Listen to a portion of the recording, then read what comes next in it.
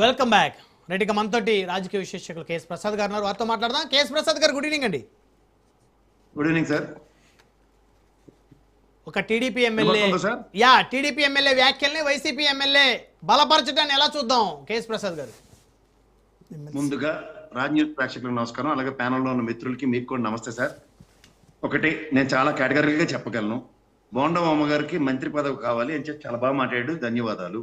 నాకు తెలుగుదేశం పరంగా మా మిత్రుడు సప్తగిరి ప్రసాద్ గారు ఉంటే నేను సూటిగా ఆయన్నే ప్రశ్నించదలుచుకున్నాను. గతంలో మహానుభావుడు గౌతు లచ్చన్ గారు మాకు సర్దార్ అని వల్లభాయ్ పటేల్ గారి తర్వాత ఉత్తరాంధ్ర మా ముద్దుబిడ్డ, మా అందరూ గౌరవించే లచ్చన్ గారి విగ్రహావిష్కరణకి గౌతు శిరీషమ్మ వచ్చినప్పుడు ఆ రోజు జోగి రమేష్ తో వేదికని పంచుకున్నందుకు ఆవిడ చాలా ఎక్స్ప్లెనేషన్స్ ఇచ్చుకుంది తెలుగుదేశంకి. ఇలా బోండా అమ్మ గారు ఇవాళ ఈ సంతాప సభలో వాళ్ళ తండ్రి గారి సమానమైన వ్యక్తికి విగ్రహావిష్కరణప్పుడు బీసీ సామాజిక వర్గానికి అంత నివాళులు అర్పించడానికి వచ్చిన సహచరులతో వైసీపీతో ఎందుకు ఎలా అన్నారు దానికి నీడ్ టు గివ్ ఎక్స్ప్లెనేషన్ అన్నప్పుడు బోండవమ్మ గారు కూడా ఖచ్చితంగా ఎక్స్ప్లెనేషన్ ఇవ్వాలి. ఇది ఖచ్చితంగా సమాధానం చెప్తే చాలా బాగుంటుంది. రెండోది, ఇవాళ పొలిటికల్ ఆస్పిరేషన్ లో ఎప్పటికీ ఉపయోగపడిన బీజేపీ సోమవీర్రాజు కూడా కాపు సామాజిక వర్గం నుంచి ఎవరు ముఖ్యమంత్రి కాలేరు, అలాగే ముద్రగడ గారు ముఖ్యమంత్రి ఆస్పిరెంట్, తర్వాత ఇంకా చరిత్ర ముగిసిపోయిందన్నట్టుగా మాట్లాడుతున్నారు. ఇప్పుడు పొలిటికల్ ఏరాలో రాజకీయ పార్టీలు గతంలో చంద్రరాజప్ప గారికి తెలుగుదేశం, ఇప్పుడున్న పవన్ కళ్యాణ్ గారికి సముచిత స్థానం ఉప ముఖ్యమంత్రిని ఇవ్వడం ఒక పార్టీ పరంగా చేస్తున్నవి. అలాగే వైసీపీ ప్రభుత్వం కూడా బొత్స సత్యనారాయణ గారికి ఇలాంటి వాళ్ళందరికీ సముచిత స్థానాలు ఇచ్చుకుంటూనే ఉంటాయి పార్టీల పరంగా. అలాగే వైఎస్ఆర్సీపీ పరంగా తెలుగుదేశం పరంగా జరుగుతున్న విషయంలో ఇంక్లూడింగ్ బీజేపీ పార్టీ లాంటిది కూడా ఒక జాతీయ పార్టీ అధ్యక్షుడిని చేసింది. అప్పుడు ఎంతమంది కాపు సామాజిక వర్గాన్ని ఉద్ధరించి వెళ్ళాడు సోమవీర్రాజు ఒకసారి చెప్పమనండి.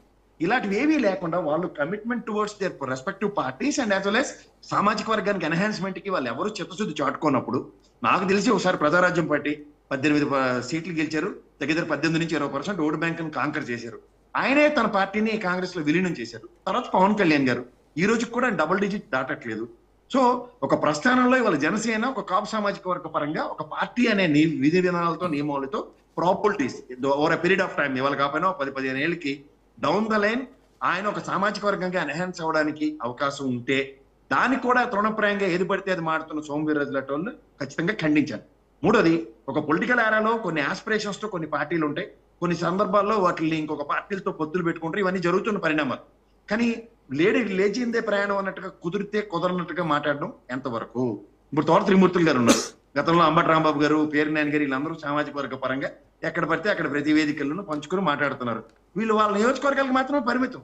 అలాగే లేదంటే ముద్రగడ గారు లాంటి మహనీయులాగా ఖచ్చితంగా సామాజిక వర్గం పరంగా నాకు పదవులు కాదు, నేను రాజకీయ అర్హులు చూస్తలేదు, నాకు సామాజిక వర్గానికి సముచిత స్థానం అన్న ఎజెండా తోడన్న పార్టీల పరంగా పనిచేస్తే డెఫినెట్ గా మనం గ్యారంటీగా అలాంటి వ్యక్తుల కోసం సామాజిక వర్గం ఎదురు చూస్తుందన్న కోణంలో మాట్లాడితే we definitely welcome it and we appreciate it sir. అంతేగాని సొంత ఎజెండాలు పట్టుకుని వచ్చి ఒకలేమో మంత్రి పదవిని ఆశించడానికి, ఇంకోళ్ళు ఈ పార్టీల పరంగా ఐక్య వేదికలు మొత్తం సామాజిక వర్గం అంతా ఏకతాటి మీద కావాలంటే రండి, మీరు అందరూ పార్టీలకి రాజీనామా చేసి కాపు ఐక్య వేదికలు ఫస్ట్ ఒక తాటి మీదకి వచ్చి తర్వాత మాట్లాడండి అందరూ, ఎవరు కాదంటారు?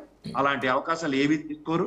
ఎంతో మంది సామాజిక వర్గ పరంగా చిత్తశుద్ధి చాటుకుంటూ వాళ్ళ commitment levels towards the respective parties చూపిస్తున్నారు. వాళ్ళ నియోజకవర్గంలో సామాజిక వర్గ పరంగానే గెలుస్తున్నారు. వాళ్ళతో ఖచ్చితంగా రాజ్యాధికారం పదవులు వచ్చిన తర్వాత వాళ్ళు ఏం చేస్తారో ఒకసారి అందరికీ తెలిసిన ట్రాక్ రికార్డే. మహానుభావుడు పొట్టి శ్రీరాములు గారు మనకి భిక్షగా ఇచ్చిన ఈ రాష్ట్రం ఈ రోజు దాకా ఆయా సామాజిక వర్గాలకి ఎంతమంది సముచిత న్యాయాలు చేశారు, ఎంత రాజకీయ అరంగేట్రాలు చేయించగలిగారు చూద్దాం, మాట్లాడదాం. మనకు భూమి పుట్టుకాడి నుంచి ఉన్న బొత్స సత్యనారాయణ గారు, గంటా శ్రీనివాస్ గారు, అవంతి శ్రీనివాస్ గారు, కొత్తగా వచ్చిన మన ఈ రోజు ఎవరినైనా చూసుకోండి జనసేన పార్టీ పరంగా వీళ్ళందరికీ రాజకీయ వేదికలు పార్టీల అవకాశాలు కల్పిస్తున్నాయి. కానీ వాళ్ళు గెలవకపోతే ఐక్య% గా ఓటు బ్యాంకులు స్థిరీకరించుకోకపోతే కన్సాలిడేట్ గా 20-25% ఉన్న ఓటు బ్యాంకులు ఆయా నియోజకవర్గాల్లో కూడా వాళ్ళ పట్టులు సాధించినప్పుడు ఎవరు మాత్రం ఏం చేస్తారు? ఇప్పుడు మా ప్రసాద్ గారు ఉన్నారు, ఇది committed soul to the respective party ఎంత సముచిత స్థానాలు ఇచ్చేస్తుంది. నాకు మీకు ఆయన ఎప్పటి నుంచో మిత్రుడు, సుపరిచితుడు. రాజకీయ అవకాశాలు కలిగించినప్పుడు ఇవాళ కొన్ని సామాజిక వర్గ పరంగా ఎవరు పడితే ఏది పడితే అది మాడుతుంటే ఎట్లా అవుతుంది చెప్పండి? దాన్ని ఎంత బంగారం పడికైనా గోడ చెరికి కావాలన్నది నానుడి. ఈ నానుడిలో ఇవాళ నిజంగా ఈ సామాజిక వర్గం అన్నది రాజకీయాల్లో 10 అడుగులు పరిగెడుతున్న వాడికి 2 అడుగులు సహకరిస్తుంది. ఒక నీళ్ళు ఇవ్వడానికో లేదంటే కన్నతల్లి లాంటి పార్టీలు పరిరక్షించుకోవడానికి.